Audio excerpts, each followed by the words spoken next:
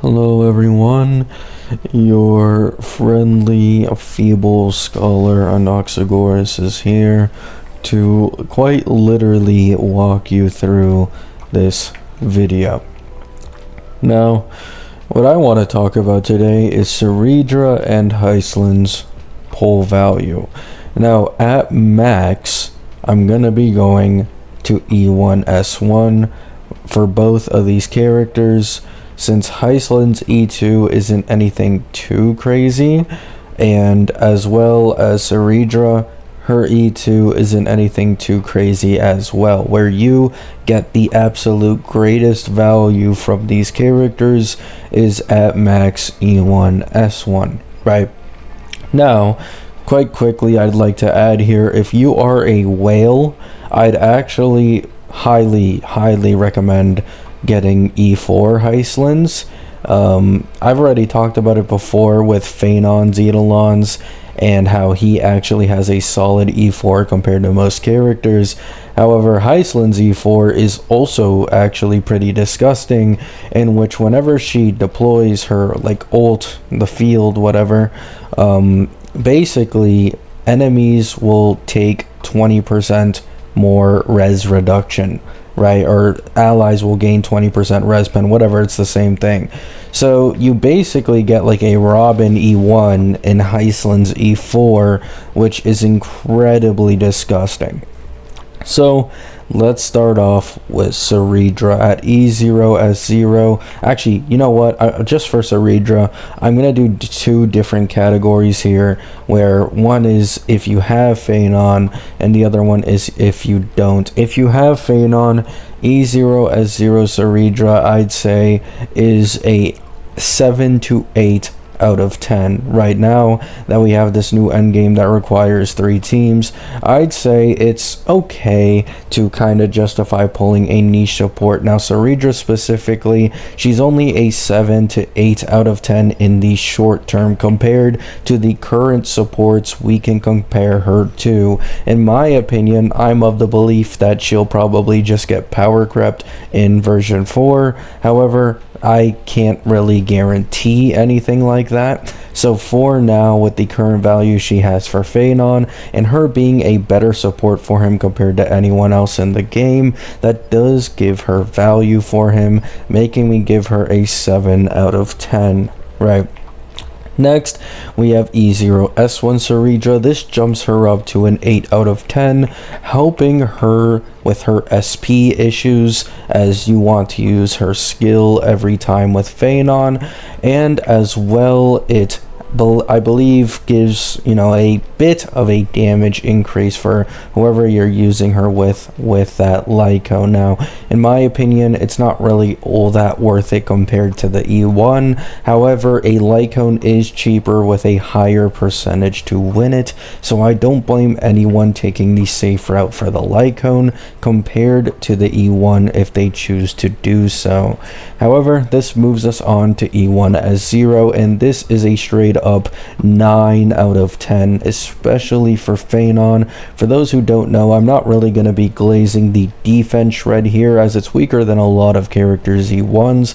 I'm going to be specifically glazing the second part of this E1 for Phaenon, which is gives 2 energy when using skill to ally, right?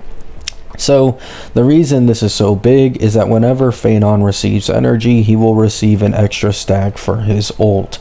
So this massively helps his stacking ability, and this makes it much easier to run an AoE, you know, on AoE support who doesn't give stacks as the 4th slot in Phaenon's sustain list. So for example, with E1 Cereedra plus Sunday, or I think you can maybe do this with Bronya, you can use Tribi as the 4th slot in sustain list, and even though she can't give any stacks to Phaenon, you'll still be able to get ult quite consistently, and that's important, right? That is a pretty big advantage to have. And then obviously alongside this, you get the 36% defense shred on enhanced skills, and I believe 20% outside of non-enhanced skills, or somewhere around that range, right? So E1 Cereedra is solid, especially really fucking good for Phanon. However, now that we consider that, let's move on to E1S1 real quick. I'm honestly going to keep it at a 9 out of 10, right? This does kind of complete Cereedra anyway, where she's now giving stacks to Phanon Core Flame whenever she uses her skill. You as well have SP, I think, neutrality, kinda. And you as well have her buffing his damage a bit more with the E1's defense shred and the Lycone's, I believe, like skill damage increase too. So at E1S1, the reason I'm keeping it the same is because I simply don't feel comfortable going this far into investment for a character who isn't all that crazy, right? Like, I'm pretty sure E1S1 Cereedra is likely better by maybe 50 to 60% compared to other support options. However, if we get someone in version 4 who's a stronger generalist than Triby with the natural Eidolon creep we always get, there's a good chance that one of these characters could catch up to Cereedra, if not surpass her. I don't know, right? This is a lot of, future star rail, but we've seen this already happen to Jiaoqiu. People were lured into this false sense of security that Jiaoqiu would be the niche support for Acheron and that no one else would be able to power creep him. But if you look at any low cost Acheron clears these days, they all use Cypher, and Cypher beats out Jiaoqiu by a lot, unless it's pure fiction, right? So don't put too much merit into thinking Cereedra won't be power crept simply because she's in a niche, when characters or supports in niches already constantly get power crept naturally, right? So moving on from that, we now go into Hysilens, right? Hysilens, a talk of the town as of recent, someone who revived DOT basically with their own hands. At E0S0, Hysilens is, in my opinion, if you have obviously the DOT characters, all you need is Kafka, okay? So long as you have Kafka, I'm giving Hysilens an 8 out of 10 for what she does for this comp.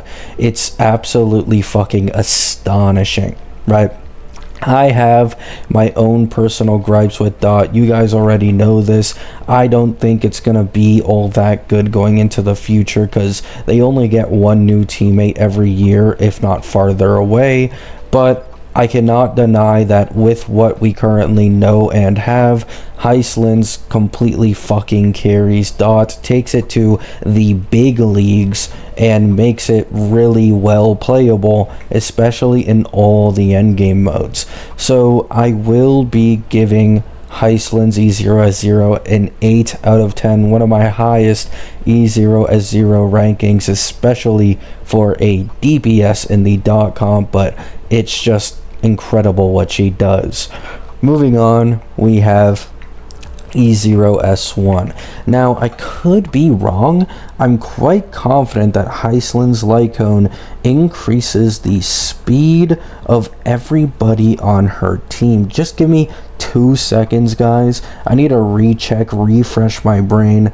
Increases the wearer's effect hit rate by 40%, and when an enemy target gets inflicted with a debuff, there is an 80% base chance to enter enthrallment for 3 turns. While the target is in enthrallment, for every 1 debuff applied by the wearer on the target, increase the target's received dot by 5%, stacking up to 6 times. When the target gets attacked by an ally, increase the attacker's speed by 10% for 3 turns. Okay, I wasn't wrong. I was not wrong. So Hysilens Lycone gives her 40% effect hit rate, and alongside this can give up to 30% received increased dot damage, and whenever an ally attacks, they as well get a 10% speed buff. So this obviously makes tuning the DOT team much more convenient, much easier for many out there, and it's a nice damage increase. However, the thing is, Hysilens E1 is you know, fucking oh, I almost called it trash. Whoops. Hysilens E1 is probably one of the most broken E1s in the entirety of the game. It's up there with Eggy E1 in terms of like 70% around their team DPS increase. Yeah, it's that broken. And so I highly recommend that most people go E1 instead, but we're talking about E0S1. I'd give E0S1 probably a 9 out of 10, right? 8.75. Okay, I'll give it an 8.75 out of 10. It's a really nice investment option for the Hysilens team. However, there is a better option, which I'll now get into, being her E1. So when Hysilens is on field, ally targets deal dot equal to 116% of the original damage. When Hysilens inflicts any dot on enemies through her talent, there is a 100% base chance to additionally inflict another dot that is identical to and can coexist with that of the original talent effect. Right. So basically, you apply almost double the dots with this E1, and all your dots do 16%, I believe, more damage. So as you can imagine, this is quite the significant upgrade in increasing the damage. And so it ends up being around in calcs a 70% team DPS increase if you grab this E1, making it one of the biggest E1 jumps in the entirety of the game, close to Aggies, right? So E1 S0, I would give like a 9 out of 10.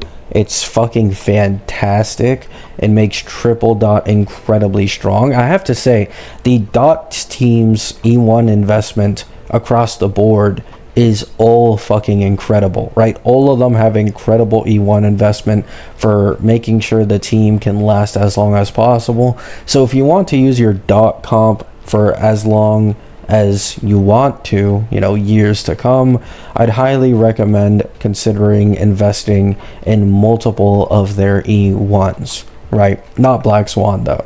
In my opinion, Black Swan will probably be the next one in the dot team to be replaced. So going into her E1 investment, in my opinion, might be a little questionable. Right. Next, we obviously move into the E1S1 combo. I'm giving this a 9.5 out of 10. E1S1 is usually quite good for most of the dot comp except for Kafka. Because of her recent buffs, Tutorial, a 4-star light cone, actually usually ends up outperforming her signature unless I believe she's at E4. So if you don't have an E4 Kafka, her best in slot light cone is probably going to be Tutorial. And so E1S1 Hysilens, I'm giving a solid 9.5 out of 10. Quite amazing for the dot team. Now, I would like to quickly say this. Don't even consider playing dot if you don't have Kafka. Otherwise, it's going to be the most miserable experience of your life, right? So, that's it. That is it. That is all I have to say about dot, E1 investment, E0S1 investment, and E0S0 investment. Let me know what you guys think. Are you going to be pulling either of these two characters? I think I'll build a bit of pity on Cereedra, but I don't think I'll actually try to go all the way for her, because even though Cereedra is a nice upgrade, I think many people don't know this, but if you were to add 4 cost more into Phaenon's team after E2S1, and obviously you get like E1 Cereedra, you'd get some other support, right? Blah blah blah blah blah. I'm pretty sure E6 Phaenon is near the same level in terms of an overall damage increase as if you horizontally invested 4 cost for his teammates. And so I'd rather get this guy's E6, because by the time I do get him E6, there's gonna be newer supports, there's gonna be newer leaks, and I'll probably not need Cereedra at E6, and specifically his E6's true damage mechanic and giving him a shit ton of core flame stacks at the beginning of the battle isn't included in calcs either, which allows you to do 2 ults back to back without issue.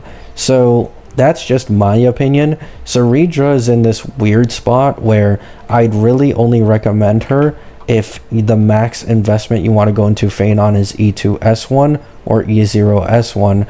But if you want to go any further than this and start getting crazy with it, his E6 may be more important to prioritize first compared to Cereedra, in my opinion.